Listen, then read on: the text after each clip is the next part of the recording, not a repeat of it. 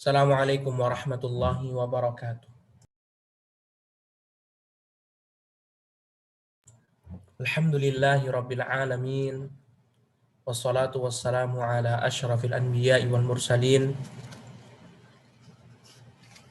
Nabiyyina Muhammadin wa ala alihi wa ashabihi ajma'in, amma ba'd. Ikhwati fillah, azanallahu wa iyyakum, alhamdulillah. Segala puji hanya milik Allah subhanahu wa ta'ala yang telah memberikan karunia dan nikmatnya kepada kita.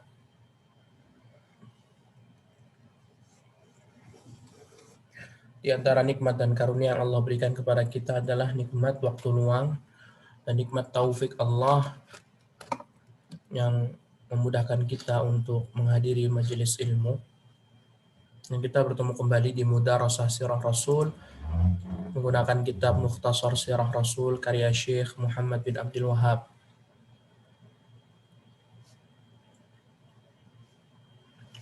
Rahimahullahu ta'ala. Dan ikhwati fillah zanallahu wa iyyakum, telah kita sampaikan pada pertemuan yang lalu kejadian masuk Islamnya orang-orang Aus dan Khazraj atau penduduk Madinah. Terjadilah Baiat Aqabah pertama dan Baiat Aqabah kedua.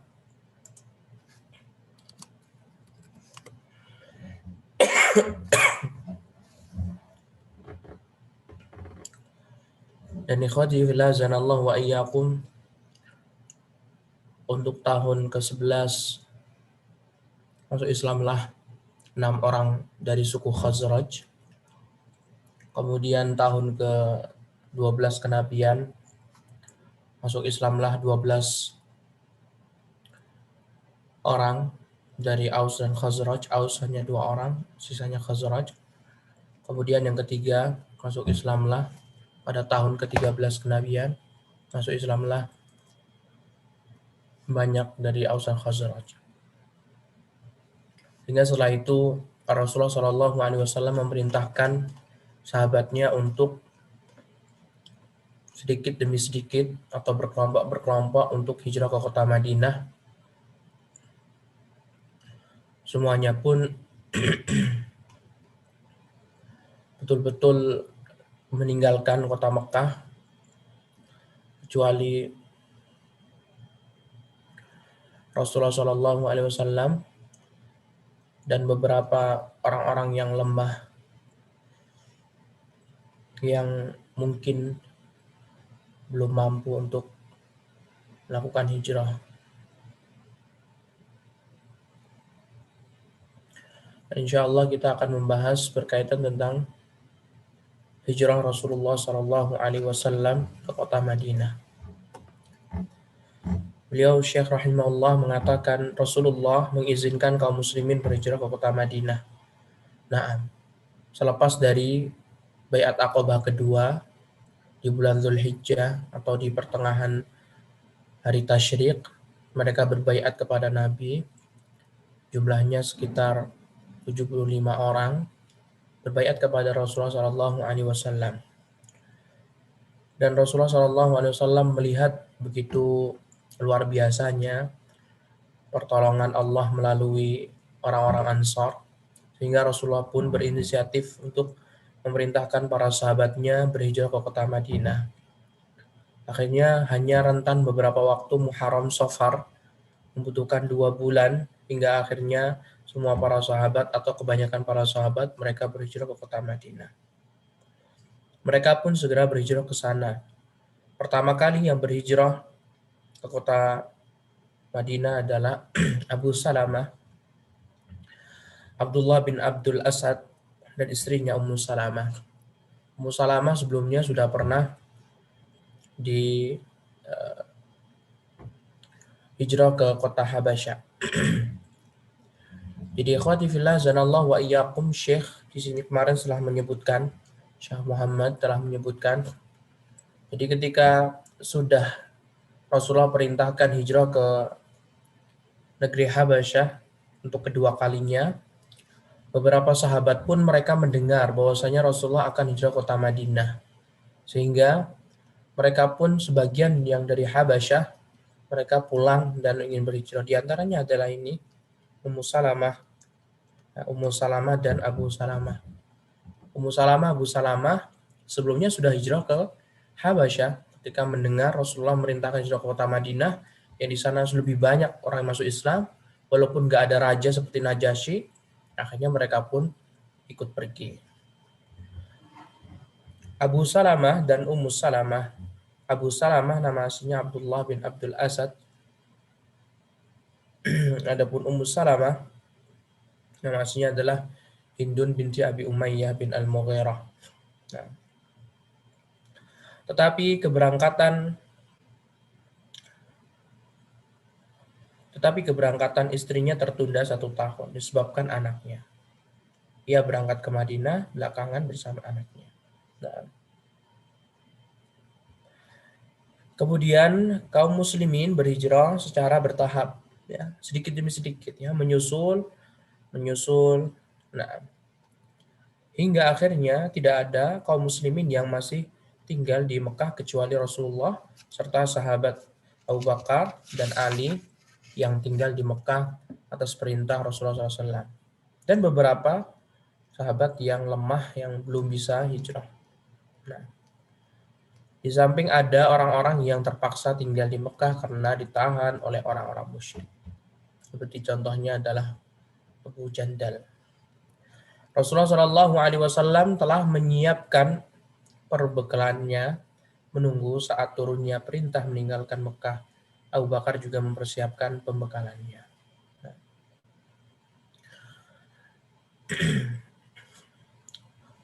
Kemudian persengkokolan orang-orang Quraisy di Darun Nadwah untuk membunuh Rasulullah SAW.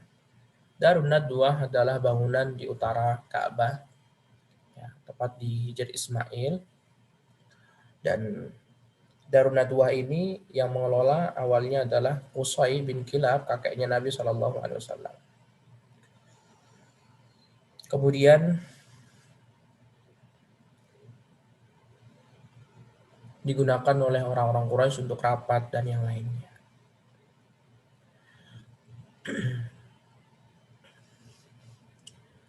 Kemudian ikhwati fillah azanallahu wa iyyakum, mengetahui sahabat Rasulullah SAW telah mempersiapkan pembekalan dan meninggalkan kota Mekah bersama keluarga menuju kota Madinah, maka tahulah orang-orang musyrik Quraisy bahwa wilayah Madinah merupakan wilayah yang kuat untuk para penduduk wilayah tersebut, ahli senjata dan perang. Dan antum mengetahui sebelumnya perkataan orang Quraisy ketika bertanya di Baiat Aqobah kedua, bahwasannya akan amat sangat mustahil kalau misalkan orang Arab Quraisy ini memerangi orang-orang Madinah.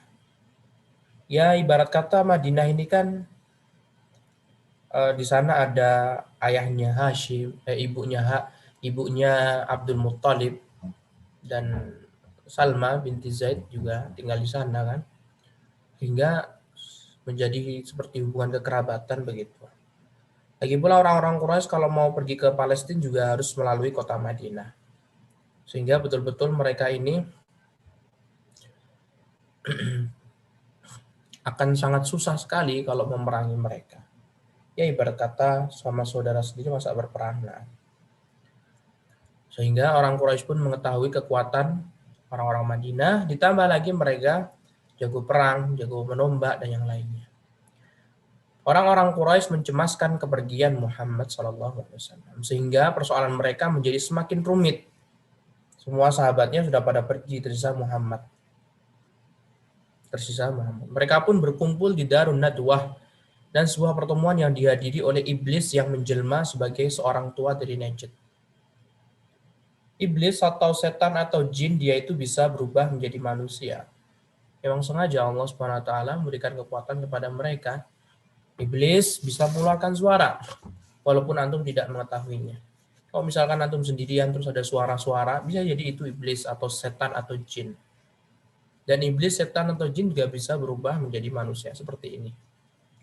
Mereka pun memperbincangkan Rasulullah SAW. Masing-masing dari mereka mengemukakan pendapat Sedangkan orang tua itu, orang tua tadi, yang iblis tadi ya, yang berubah wujud manusia, dia menolak dan tidak menerima pendapat yang dimukakan itu. Hingga akhirnya Abu Jahal berkata, aku telah menemukan satu ide. Mereka bertanya orang-orang Quraisy, apa itu? Hai Abu Jahal. Abu Jahal berkata, saya berpendapat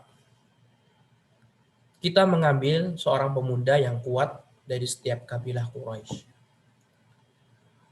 Kita berikan kepadanya sebilah pedang yang tajam. Kita ambil yang sebilah pedang yang tajam. Kemudian mereka bersama-sama menebaskan pedang itu kepada Rasulullah SAW Muhammad. Sehingga tanggung jawab pembunuhan itu tersebar di seluruh kabilah. Dengan itu, Bani Abdul Manaf tidak akan tahu apa yang akan mereka perbuat. Mereka tidak mungkin melawan semua kabilah, bukan? Setelah itu, kita akan membayar dia kepada mereka. Selesai urusannya. Otaknya Abu Jahal seperti itu. Jadi, semua masing-masing kabilah membunuh. Maka mustahil nanti kalau misalkan Bani Hashim menuntut. Mau tidak mau mereka akan meminta diat saja. Iblis tadi pun yang menjelma orang tua pun berkata, sungguh hebat pendapat pemuda ini. La ilaha illallah. Inilah pendapat yang tepat. Maka mereka berpisah dengan kesepakatan tersebut. Jibril datang memberitahu Rasulullah SAW tentang hal itu. Iblis yang lainnya. Jibril memerintahkan beliau supaya tidak tidur di tempat tidurnya pada malam hari. Rasulullah SAW datang kepada Abu Bakar pada tengah hari, siang hari, di saat orang-orang tertidur.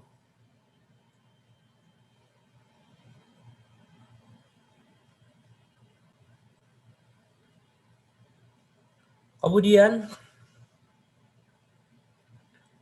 Rasulullah SAW datang ya kepada Abu Bakar As-Siddiq, sahabatnya, temannya.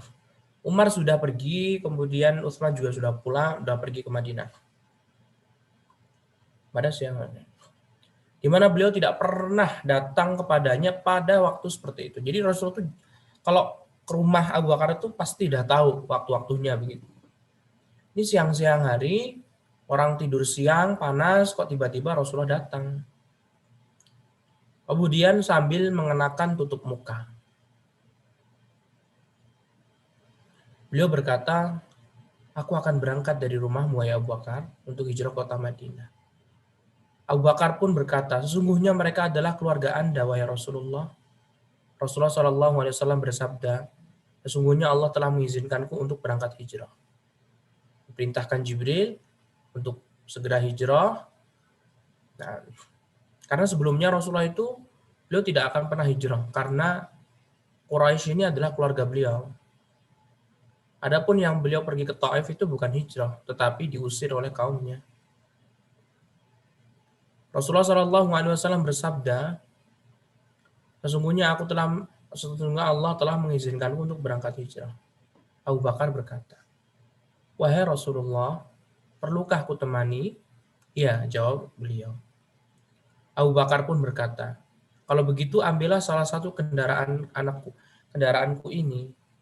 Ya, namun saya beli ya, ujar Nabi SAW. Malam tersebut, Rasulullah SAW memerintahkan Ali agar tidur di tempat tidur beliau. Para utusan Quraisy dari berbagai kabilah pun berkumpul sambil mengintip dari lubang pintu dan mengawasi beliau dengan tujuan untuk akan menyerang beliau pada saat tidur. Malam hari, mereka berunding, siapakah di antara mereka yang akan menjadi orang paling celaka. Rasulullah SAW keluar rumah melewati mereka, mengambil segenggam tanah, lantas menaburkannya di atas kepala mereka seraya membaca ayat, waja'alna min baini aydihim sadda wa min khalfihim sadda faghshaynahum fahum la yubsirun. Kami adakan di hadapan mereka dinding dan di belakang mereka dinding pula, dan kami tutup mata mereka sehingga mereka tidak dapat melihat. Allah Subhanahu wa taala pun menurunkan Wa idh yamkuru bika allazina kafaru liyuthbituka aw yaqtuluka aw yukhrijuk wa yamkuruna wa yamkurullahu wallahu khairul makirin. Ingatlah ketika orang-orang Quraisy memikirkan daya upaya terhadapmu Muhammad untuk menangkapmu, memenjarakanmu, membunuhmu wahai Muhammad dan mengusirmu. Mereka membuat tipu daya dan Allah membuat tipu daya pula. Dan Allah sebaik-baik tipu daya.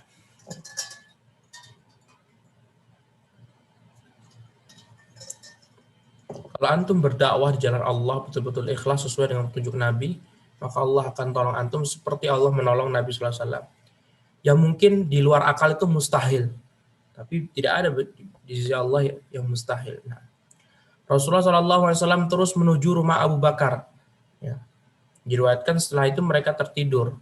Kabul keduanya berangkat melalui sebuah pintu kecil di rumah Abu Bakar pada malam hari. Nggak lewat pintu depan, tapi lewat pintu kecil.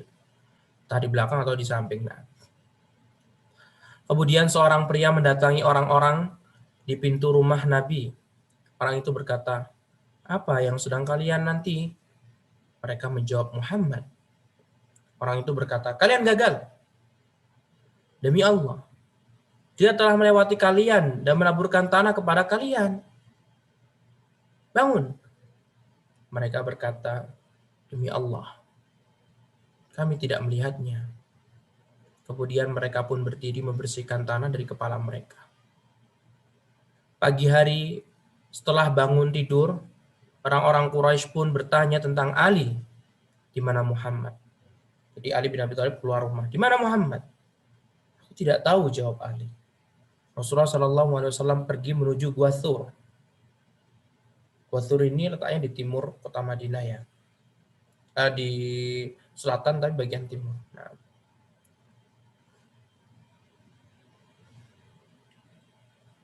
kemudian ada laba-laba yang membuat jaring di pintu gua. Yang laba-laba ini katakan dhaif sebagian ulama. Rasulullah pergi menuju Gua Thur. Kemudian ada laba-laba yang membuat jaring di pintu gua tersebut. Beliau dan Abu Bakar menyewa Abdullah bin Uraiqat al-Laythi saat menunjuk seorang petunjuk jalan yang ahli yang masih mengikuti agama kaumnya.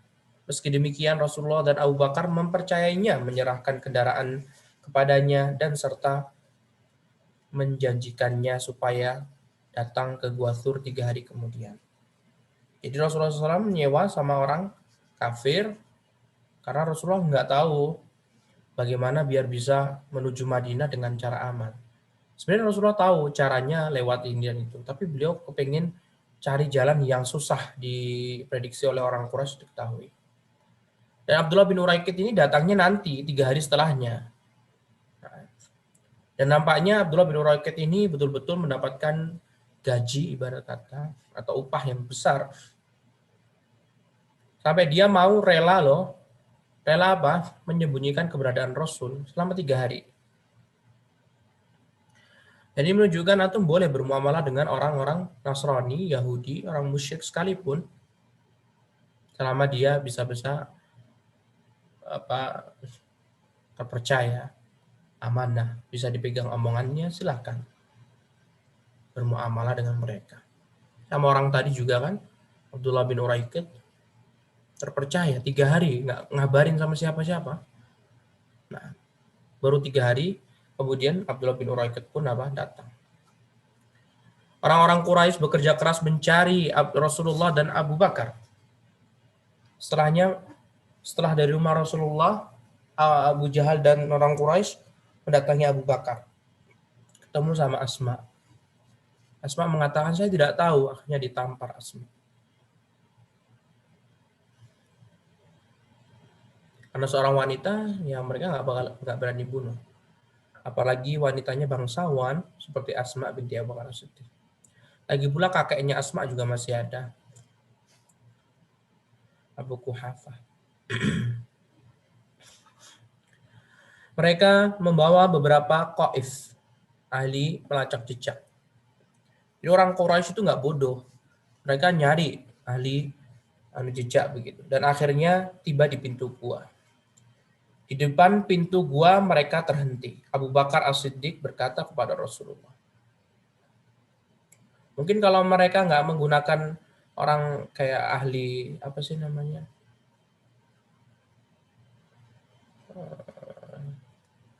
apa itu bahasanya itu, detektif. Nah, kalau mereka nggak paham, nggak pakai detektif, mungkin nggak nyampe di Gua Thur. Kata Abu Bakar As-Siddiq, ketika melihat ke atas, kaki-kaki orang Quraisy ada di atasnya. Wahai Rasulullah, jika salah seorang dari orang-orang Quraisy melihat kita di bawah ini, di bawah telapak kakinya, tentu mereka akan melihat kita. Gimana ini wahai Rasul? Beliau Shallallahu Alaihi Wasallam berkata, bagaimana menurutmu bila ada dua orang sedang Allah menjadi teman yang ketiga? Jangan sedih, sesungguhnya Allah ini berada di antara kami. Allah itu berada di antara kita. Jadi Abu Bakar, Rasulullah, dan Allah Subhanahu Wa Taala. Orang-orang Quraisy.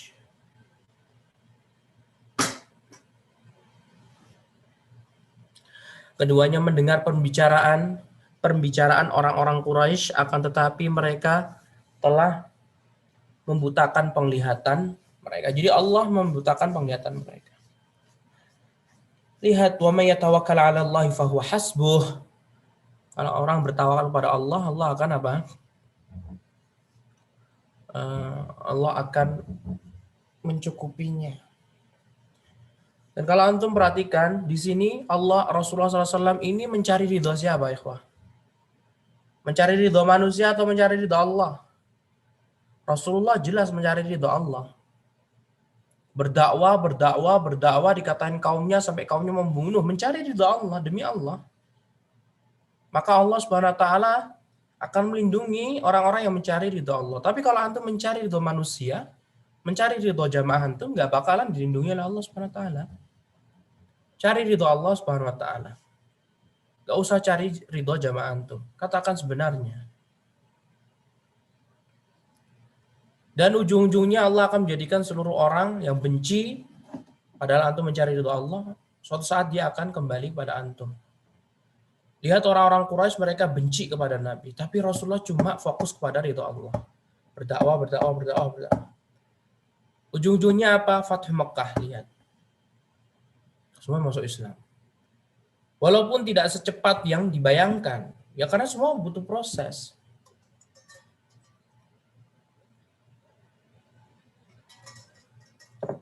Ya kalau antum berdakwah, dakwahi orang-orang yang siapapun itu, sekalipun dia pernah mencela antum, mengata-ngatai antum, dakwahi. Dan fokuslah kepada ridho Allah Subhanahu wa taala. Maka Allah akan memudahkan segalanya. Nah,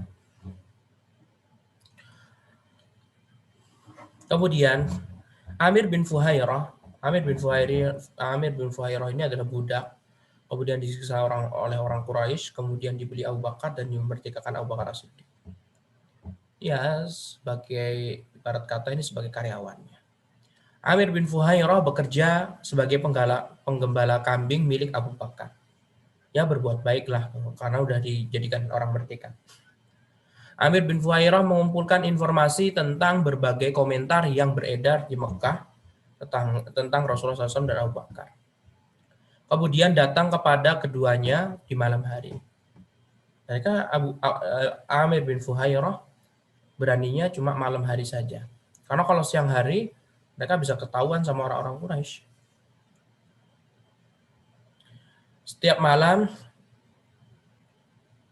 Amir bin Fuhairah sembari membawa kambing-kambingnya, menggembala kambing. Jadi orang nggak ketahuan gitu. Kambing malam hari datang ke Rasulullah SAW, memberitahu kabarnya seperti ini, udah sampai seperti ini wahai Rasul. Nah,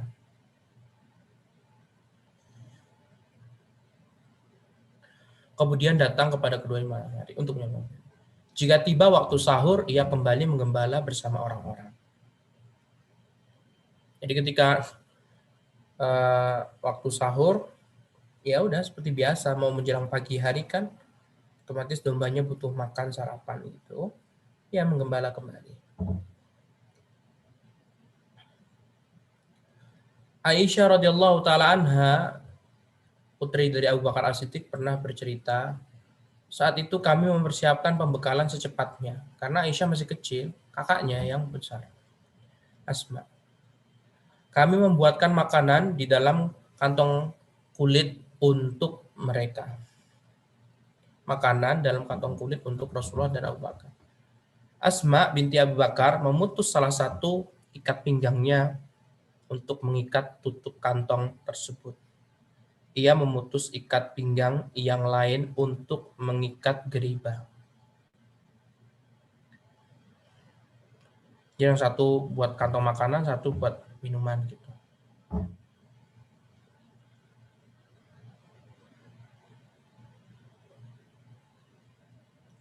Karena itulah ia dikenal dengan julukan wanita pemilik ikat dua pinggang.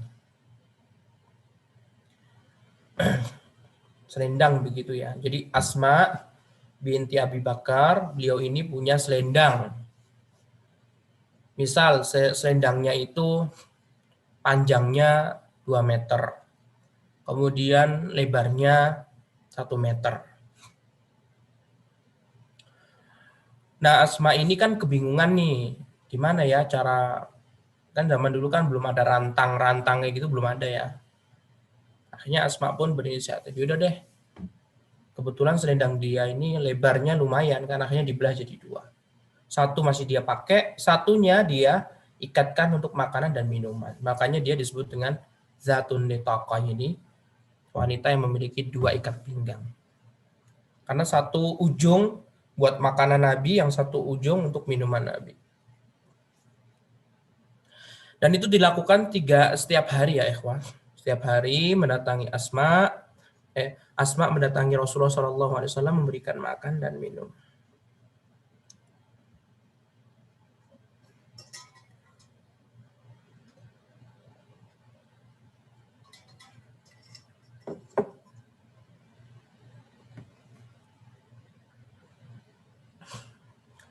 Rasulullah dan Abu Bakar tinggal di dalam gua selama 3 hari. Menunggu beredarnya semangat pemburuan, menunggu meredanya semangat berburunya orang-orang Quraisy terhadap beliau berdua. Ketika itu datanglah Ibnu Uraiqid dengan membawa 2 kendaraan. Mereka berdua pun keberangkat. Abu Bakar memboncengkan Amir bin Fuhairah. Jadi ikhwati fillah zanallahu wa iyyakum, kita tidak tahu jelasnya bagaimana. Yang jelas bagaimana Rasulullah SAW dari rumahnya Abu Bakar ke Gua Thaur itu pakai kuda atau tidak. Kemudian kudanya diambil sama siapa, kita juga tidak tahu. Nah, yang jelas pergi ininya kita tidak tahu ya. Pas sudah 3 hari tinggal di Gua Thaur, Abdullah bin Uraiqid tiba membawa 2 kuda atau onta, juga tidak disebutkan, intinya 2 kendaraan. Kemudian Abu Bakar boncengan sama siapa? Amir bin Fuhairah dan Rasulullah sendiri.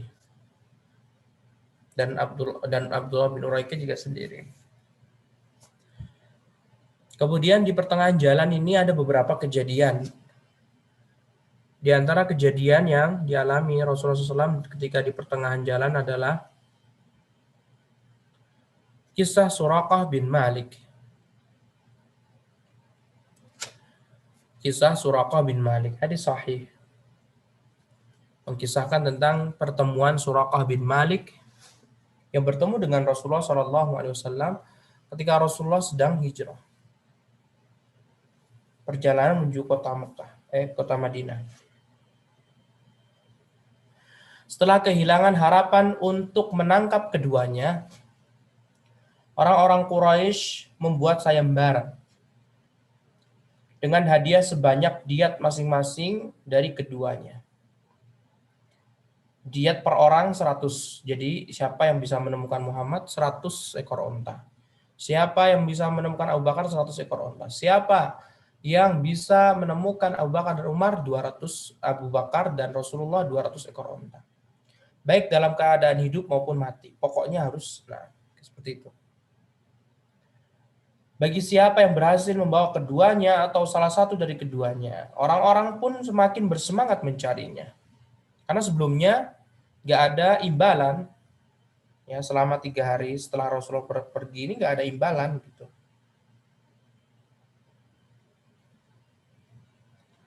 Baru setelah itu orang Quraisy pun yaudah deh, sudah kita mengeluarkan sayembara. Orang-orang pun semakin semangat mencarinya, tetapi Allah berkuasa atas segala sesuatu. Ketika Rasulullah Shallallahu Alaihi Wasallam, Abu Bakar dan Abdullah bin Uraiqid berlalu di sebuah perkampungan di Mudlij, dan juga Amir bin Fuhairah ya, tapi Amir nggak disebutin. Saat mereka mendaki dari Arab Udaid, ada seorang melihat mereka. Ada seorang melihat Abu Bakar dan Rasulullah SAW. Orang itu pun berdiri di tengah perkampungan seraya berteriak, aku tadi melihat sekelompok orang di pantai. Menurutku, mereka Muhammad dan sahabatnya. Bentar. Ketika Rasulullah SAW, Abu Bakar dan Abdullah bin Uraiqid berlalu di sebuah perkampungan di Mudlij, ya. Saat mereka mendaki di arah Qudaid, ada seorang melihat mereka. Jadi ada orang melihat 4 orang ya, Rasulullah bersama rombongan. Orang itu berdiri di tengah perkampungan seraya berteriak. Jadi Rasulullah SAW udah pergi jauh nih. Kemudian orang yang melihat tadi, dia berteriak, "Hai orang-orang, aku tadi melihat sekelompok orang di pantai. Menurutku mereka adalah Muhammad, Abdullah bin Uraiqid, Abu Bakar, dan Amir bin Fuhairah." Padahal orang Quraisy kan mereka semuanya banyak, nyebar. Siapa yang nggak mau kaya dadakan, 200 ekor onta loh. Suraqah bin Malik langsung memahami situasi. Timbullah dalam dirinya hasrat untuk memenangkan sayembara. Setelah sebelumnya ia pernah memenangkan sayembara tanpa diduga-duga. Jadi dia ini berkali-kali menang terus gitu loh. Suraqah bin Malik. Ia berkata, bukan tetapi ia adalah fulan bin fulan, keduanya berpergian untuk suatu. Nah, jadi dia kayak mengalihkan gitu. Fulan, bukan. Dia itu bukan Muhammad loh. Dia itu fulan bin fulan, tadi ketemu sama aku. Ya, pintar kan, cerdas kan dia. Kemudian ia berdiam sejenak. Tak lama kemudian ia berdiri masuk ke dalam tendanya dan berkata kepada budak perempuannya, Keluarkan kuda melalui belakang tenda. Kita akan ketemu di balik bukit. Kemudian ia mengambil tombak, menuruni lereng. Jadi tujuan Suraqah tadi biar apa? Biar orang yang lainnya nggak menang gitu loh. Biar menang yang dia Suraqahnya. Setelah dekat dengan rombongan Rasulullah dan mendengar bacaan Nabi SAW, di mana Abu Bakar berkali-kali menoleh, sedangkan Rasulullah SAW sama sekali tidak menoleh, Abu Bakar berkata, "Wahai Rasulullah, Suraqah bin Malik sedang mengejar kita. Gimana ini?" Rasulullah pun berdoa. Tiba-tiba kedua kaki depan kuda Suraqah terperosok ke dalam tanah. La ilaha illallah. Mujizat. Suraqah berkata, "Aku tahu apa yang menimpaku ini disebabkan oleh doa kalian berdua. Maka doakan kebaikan untukku. Sebagai balasannya aku akan mencegah orang-orang mencari kalian berdua." Rasulullah SAW pun mendoakan keduanya kebaikan untuk Suraqah, sehingga kedua kaki depan kuda tersebut berhasil terbebas dari tanah. Suraqah pun pergi. Ia juga meminta Rasulullah SAW supaya menuliskan satu tulisan untuknya. Maka Abu Bakar menulis berdasarkan perintah Rasulullah SAW di atas kulit yang telah disamak Karena Rasulullah tidak bisa menulis. Tulisan itu disimpan oleh Suraqah hingga zaman penaklukan Mekah. Ketika itu Suraqah membawa tulisan tersebut, lalu Rasulullah memenuhi apa yang dijanjikan beliau dalam tulisan itu. Suraqah pun kembali. Ia mendapati orang-orang sedang berupaya pengejaran kepada Nabi dan rombongan. Suraqah pun mengatakan kepada orang-orang Quraisy, "Aku sudah mengecek informasi, cukuplah kalian mencari sampai di sini saja." Udah, aku udah sampai sana, udah capek-capek, nggak ketemu, nihil. Udah, balik-balik, kata Suraqah. Pagi hari, ia bekerja keras untuk mengejar Rasulullah SAW dan Abu Bakar, namun sore harinya justru menjadi pelindung keduanya. Lihat ikhwah, ya, hidayah di tangan Allah Subhanahu wa taala. Lihatlah Allah yang mampu membolak-balikan hati manusia. Ya. Suraqah bin Malik yang awalnya ingin mendapatkan kesenangan duniawi, tapi Allah Subhanahu wa taala palingkan, memberikan hal yang lebih baik dan indah, yaitu beragama Islam. Kemudian ikhwati fillah zanallahu wa iyyakum, ada kisah yang lainnya, kisah berkaitan tentang Ummu Ma'bad.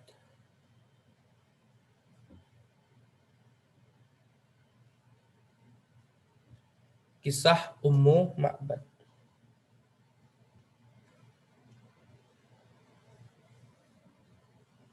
Kisah Ummu Ma'bad.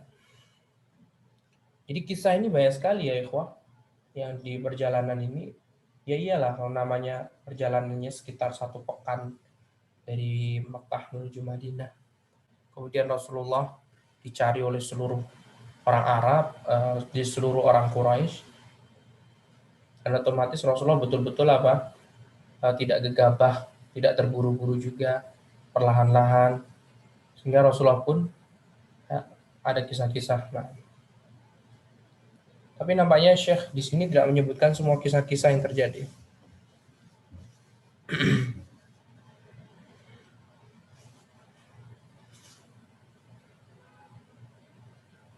Kisah Ummu Ma'bad. Kemudian rombongan Rasulullah SAW ini melalui sebuah kemah. Kemudian rombongan Rasulullah, siapa tadi? 4 orang. Rasulullah, Abu Bakar, Abdullah bin Uraiqid, sama satu lagi Amir bin Fuhairah. Rombongan Rasulullah melalui sebuah kemah milik Ummu Ma'bad al-Khuza'iyah, keturunan Yaman. Seorang wanita yang kuat dan tegar. Ia biasa duduk di halaman kemah. Ya Allah, di padang pasir ya. Mungkin nggak punya tetangga apa ya. Kemudian memberi makan dan minuman untuk orang yang berlalu di depan kemahnya. Masya Allah. Rasulullah dan Abu Bakar bertanya kepadanya. Ummu Ma'bad nggak tahu kalau itu Rasulullah SAW begitu. Apakah ia mempunyai sesuatu yang bisa mereka beli?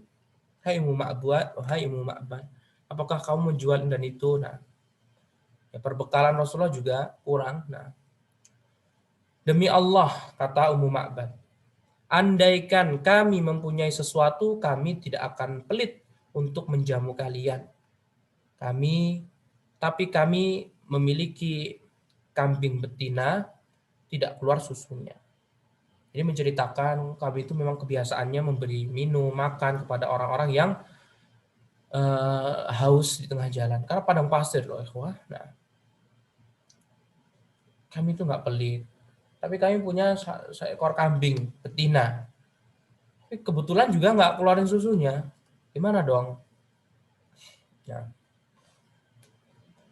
Saat itu musim kemarau dan kering. Ya Allah, nanti bisa bayangin.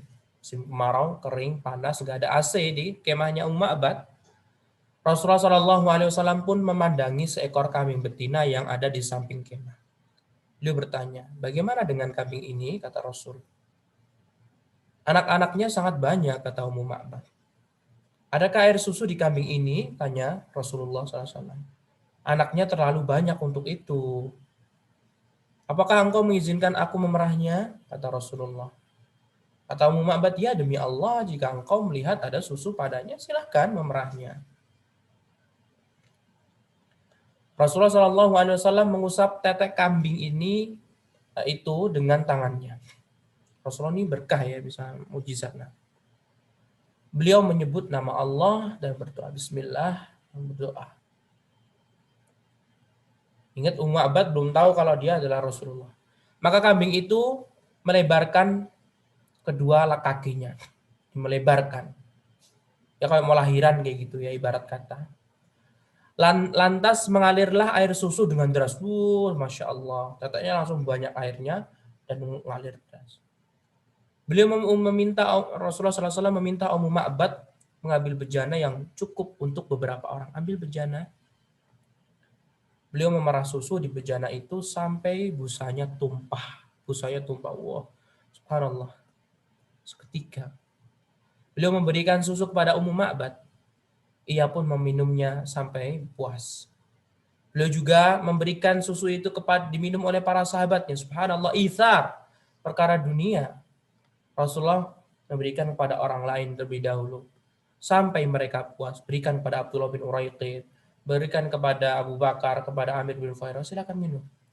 Kemudian yang terakhir beliau meminumnya. Masya Allah. Padahal beliau sang raja. Setelah itu, untuk kedua kalinya beliau memenuhi bejana itu. Subhanallah. Beliau meninggalkan untuk Ummu Ma'bad. Lantas beliau dan rombongannya pun pergi. Mereka pergi. Saya pergi. Salam. Tidak tahu Ummu Ma'bad kalau itu Rasulullah SAW. Tidak lama sesudah Rasulullah pergi, Masya Allah dikasih 2 bejana loh. Bejana buat Ummu Ma'bad, sudah diminum sama sahabatnya Rasulullah SAW. Kemudian ditinggalin nih ya, nih. Ibarat kata upahnya nih tak kasih. Tidak lama sesudah itu, suami Ummu Ma'bad datang dengan menggiring kambing-kambing kurus. Lehernya terlihat bergoyang-goyang. Kasihan. Karena kakinya karena saking kurusnya. Kambing kurus, kasihan banget. Nah, itu bisa bayangin, kering kerontang, panas matahari, siang hari. Nah, ketika melihat susu, suaminya bertanya, dari mana susu ini? Bukankah kambing kita tidak bersusu? Sedangkan di rumah juga tidak ada sapi perah. Tidak ada sapinya loh. Gitu. Sapi di zaman Nabi sudah ada ya. Nah, Ummu Ma'bad menjawab, bukan dari mana-mana, demi Allah. Dia mengucapkan demi Allah belum masuk Islam. Sama dengan orang-orang Quraisy. Mereka menyembah Allah tapi menyembah Tuhan Allah. Tetapi barusan lewat seorang pria yang diberkati oleh Allah gitu. Di antaranya dia mengucap di antara yang diucapkan begini begitu. Demi Allah menurutku dialah sahabat orang-orang Quraisy yang sedang mereka buru. Gambarkan ia kepada aku wahai Ummu Ma'bad, ujar suaminya. Itu tadi itu Muhammad ibarat kata. Ini kelihatannya nih 4 orang ini yang sedang diburu sama Quraisy loh, kata suaminya. Ummu Ma'bad pun mencoba melukiskan ketampanannya, kata Ummu Ma'bad, ketampanannya sangat jelas. Wajahnya bercahaya, berakhlak mulia. Tidak terlalu kurus, ya rambutnya sangat hitam, bayangin antum sambil mimpiin Rasulullah ketemu. Apabila sedang diam, ia terlihat berwibawa. Jika sedang berbicara, ia terlihat mengagumkan, Masya Allah, mengagumkan, menawan. Padahal seorang istri. Dari jauh tampak sebagai manusia paling tampan dan menarik. Lihat ikhwah, ini pengakuan orang yang belum tahu kalau dia itu Rasulullah. Kayak ya sebatas kayak orang biasa begitu, orang awam belum masuk Islam. Ketampanannya Nabi SAW, ketampanan orang tadi sangat jelas. Wajahnya bercahaya, berakhlak mulia, tidak terlalu kurus, rambutnya sangat hitam. Nggak pirang ya, hitam. Nah, apabila sedang diam, ia terlihat berwibawa. Jika sedang berbicara, ia terlihat mengagumkan. Dari jauh tampak sebagai manusia paling tampan dan menarik. Masya Allah. Padahal sudah bersuami ya. Jangan mikirin aneh-aneh antum. Dari dekat terlihat sebagai manusia paling elok dan paling manis. Ucapannya manis, tegas, tidak terbata-bata dan tidak cerewet. Ucapannya ibarat rangkaian kalung yang meluncur. Badannya tegap, tidak terlalu pendek, tidak terlalu tinggi. ibarat dahan yang terletak di antara dua dahan lainnya. Ia terlalu paling bugar. Mungkin kalau orang-orang sekarang betul-betul terpaku, terpesona dengan Nabi SAW. Sayangnya orang-orang zaman sekarang nggak mau membaca sirah Nabi, jadinya nggak ada yang terpesona dengan Nabi. Cuma sekedar cinta, tapi cintanya ya cinta tidak berdasarkan ilmu. Kalau antum cinta kepada Nabi berdasarkan ilmu, berdasarkan kajian antum mendalami sirah Nabi SAW, itu berbeda dengan orang yang cuma orang awam, aku cinta loh, cinta sama Rasul. Sama seperti orang beribadah, sholat tanpa ilmu sama sholat ala kadarnya. Cinta pada Rasulullah ala kadarnya sama cinta pada Rasul akibat antum mempelajari sirah Nabi berbeda. Nah. Ia terlihat paling bugar dan paling dihormati di antara 3 orang. Ia punya kawan-kawan yang mengelilinginya. Jika ia berkata, semua mendengarkan ucapannya. Jika ia memerintah, maka semua bersegera melaksanakan perintahnya. Nampaknya Ummu Ma'bad ini berjam-jam apa ya, ketemu sama Rasul ini. Itu kan nggak nyampe berhari-hari begitu. Para sahabatnya dengan suka hati melayani dan mematuhinya. Tidak bermuka masam dan tidak berbicara yang tidak berguna. Semuanya berfaedah, Masya Allah. Suami Ummu Ma'bad pun berkata, demi Allah, ini sahabat orang-orang Quraisy yang sedang mereka buru. Aku sungguh ingin menemaninya. Sungguh aku akan melakukannya jika diberi kemudahan untuk itu. Penjelasan Ummu Ma'bad tadi menyihir sang suami. Pagi harinya, di Mekah terdengar suara keras yang didengar oleh banyak orang. Tetapi mereka tidak melihat siapa yang mengucapkannya. Semoga Allah, Rabb manusia, memberikan balasan terbaik kepada dua sahabat yang singgah di kemah Ummu Ma'bad. Mereka singgah dengan kebajikan dan pergi meninggalkan kebajikan. Sungguh bahagia siapa yang sore ini menjadi sahabat Muhammad, wahai Qusay. Tiada Allah menghalangi darimu kebanggaan dan kemuliaan tiada tara. Perempuan itu meninggalkan di sisinya dalam keadaan lemah seorang pemerah susu yang membawanya ke belik dan mata air. Tanyakan kepada saudarimu tentang kambingnya. Sungguh, jika kalian tanya tentang kambing yang berbuih, dimintanya kambing yang teteknya tiada berisi, lantas susunya diperah. Terlihat jelas tetek kambing berbuih. Merugilah suatu kaum yang kehilangan nabi mereka. Sedangkan orang yang berjalan dan berbekal darinya dimuliakan. Meninggalkan kaum hingga hilang akal mereka. Dan tinggal di kaum lain dengan cahaya memancar tiada henti. Itu pagi hari di Quraisy, di Mekah semua geger. Karena mendengar syair ini. Tuhan mereka menunjuki mereka setelah tersesat. Dan membimbing mereka siapa mengikuti kebenaran akan terbimbing. Telah turun dari Allah kafilah-kafilah petunjuk kepada warga Yathrib. Tinggal bersama mereka membawa Nabi paling berharga. Nabi yang mulia, apa yang tidak dilihat oleh manusia sekelilingnya. Membacakan kitab Allah di semua kesempatan. Jika pada suatu hari ia berbicara tentang hal gaib, maka pembuktiannya siang ini atau besok. Bahagialah Abu Bakar dengan kebahagiaan kakeknya, karena telah menemaninya, dan siapa yang dibahagiakan oleh Allah pasti bahagia. Berbahagialah Bani Ka'ab sebagai para gadis, sebahagia para gadis mereka. Dan tempat duduknya menjadi tempat mengintai orang-orang beriman. Asma binti Abu Bakar berkata, sudah 3 malam kami tidak tahu kemana Rasulullah SAW pergi. Ya sama juga ayahnya kan, Asma kan anaknya Abu Bakar. Tiba-tiba datang seorang laki-laki dari keluarga jin. La ilaha illallah, kok jin sih? Dari bawah wilayah Mekah menyenandungkan bait-bait syair. Seperti lagu-lagu yang didedangkan orang-orang Arab.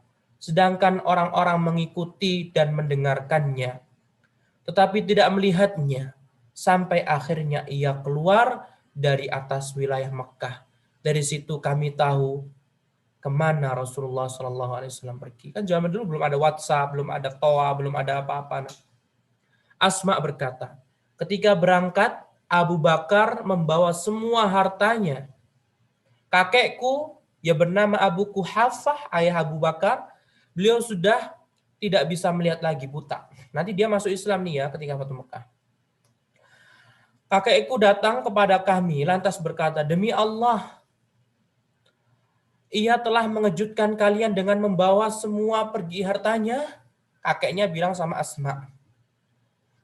Ku jawab, sama sekali tidak, wahai kakek. Demi Allah, Abu Bakar meninggalkan harta juga kepada kami. Aku pun mengambil bebatuan, kuletakkan di dalam lubang ventilasi rumahnya. La ilaha illallah, membohongi kakeknya. Lalu ku katakan, peganglah harta ini, wahai kakekku. Ia pun merabahnya.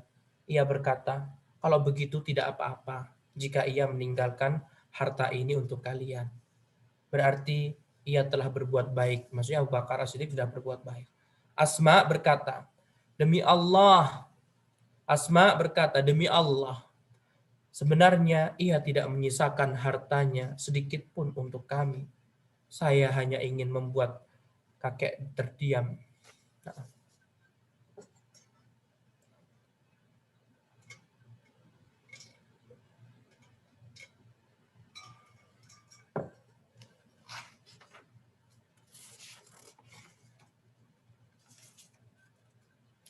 Nah, udah habis itu ada beberapa kisah nggak disebutin di sini. Di antaranya beliau bertemu dengan sahabat Thalhah bin Ubaidillah, kemudian bertemu juga dengan Zubair bin Awam.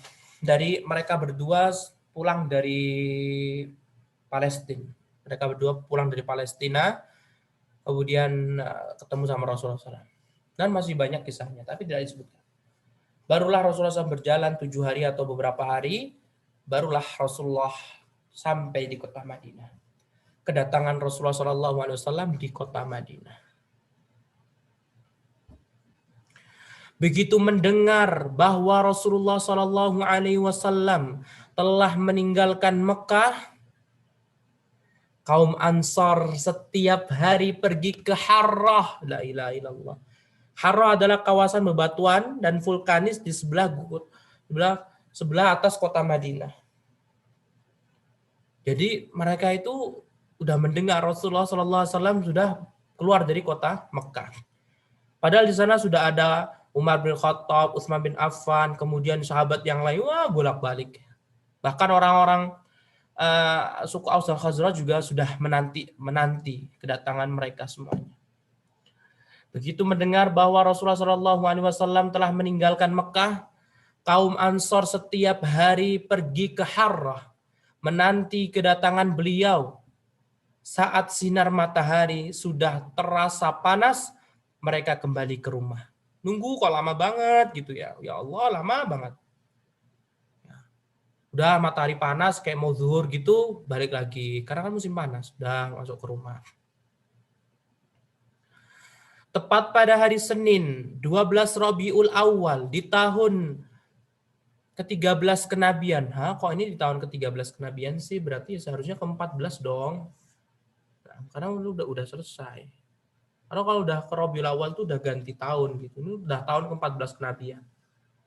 Kita cek apakah betul. Kalau betul berarti Syekh Muhammad Ibrahim.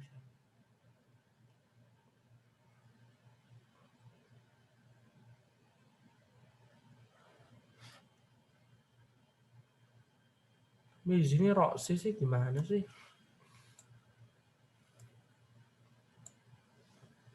Ya sudah kita ini kan. Pokoknya di tahun 1 lah. Itu dari situ nanti diawali tahun 1 Hijriah ya. Para penduduk Madinah keluar rumah sebagaimana kebiasaan mereka. Ketika sinar matahari telah terasa panas, mereka pun kembali ke rumah. Seorang pria Yahudi memanjat salah satu pagar di Madinah. Ia berkata, ia melihat Rasulullah SAW dan para sahabatnya tampak putih samar-samar. Karena Rasulullah pakaiannya ihram putih. Kadang-kadang hilang ditelan fata morgana, ia pun berteriak dengan sekeras-kerasnya, "Wahai Bani Qailah, lihatlah." Qailah ini Yaman ya ikhwah. Nah, maksudnya keturunan Yaman karena kan banyak Aus Khazraj keturunan Yaman. "Wahai Bani Qailah, lihat sahabatmu sudah tiba. Inilah orang-orang yang kalian tunggu-tunggu." Padahal siapa tadi yang teriak? Orang Yahudi.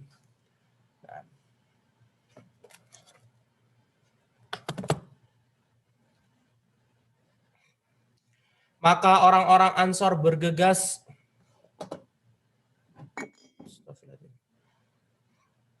Maka orang-orang Ansor pun bergegas mengambil senjata untuk menyambut kedatangan Rasulullah Sallallahu Alaihi Wasallam. Terdengar suara gemuruh dan takbir dari perkampungan Bani Amr bin Auf. Kaum muslimin bertakbir saking gembiranya lantaran kedatangan beliau. Mereka keluar rumah untuk menyambut beliau dan menyampaikan salam nubuah kepada beliau sallallahu alaihi wasallam. Mereka mengelilingi beliau. Lihat ikhwah. Lihat ikhwah. Setiap kesulitan pasti akan ada kemudahan. Rasulullah dakwah di Mekah sulit. Rasulullah SAW sulit sekali berdakwah di Mekah. Tapi Allah Subhanahu wa taala menjadikan Rasulullah diterima di kota Madinah. Ketika antum berdakwah, dicela, dicemooh, gak diterima sama kampung antum, sabarlah, pasti akan ada di kampung lain atau jamaah antum yang lainnya akan menerima antum. Kalau antum tidak diterima di sebuah tempat daerah yang antum mengajar, misalkan TPA lah, mengajar apa, nah, tidak diterima, pasti suatu saat nanti antum akan mendapatkan tempat di tempat lain yang antum akan diterima. Nah, dan kisah ini nanti kita akan lanjutkan pada pertemuan yang akan datang berkaitan tentang kedatangan Rasulullah SAW di kota Madinah disambut dengan penuh sukacita.